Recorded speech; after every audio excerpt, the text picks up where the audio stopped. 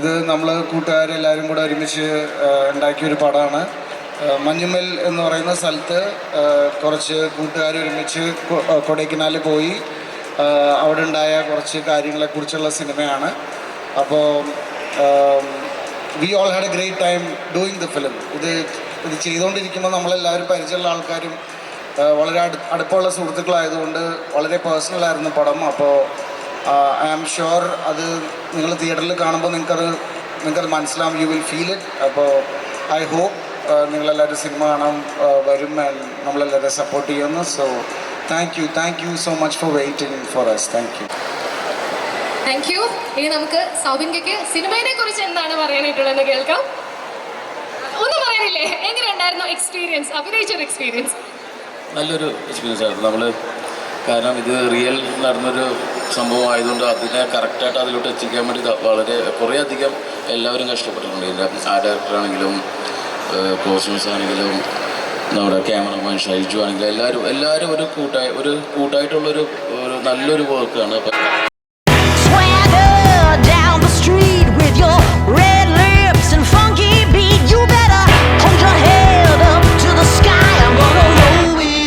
The day I die.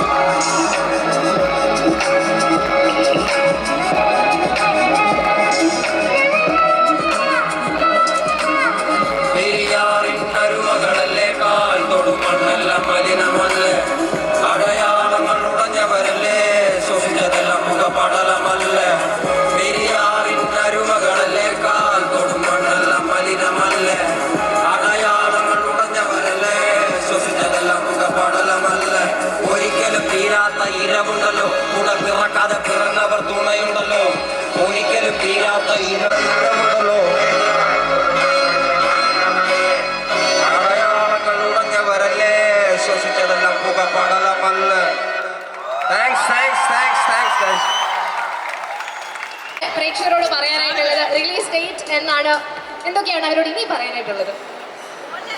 ഈ മാസം എന്തെന്നാലും ഉണ്ട് 2 ദിവസത്തിനുള്ളിൽ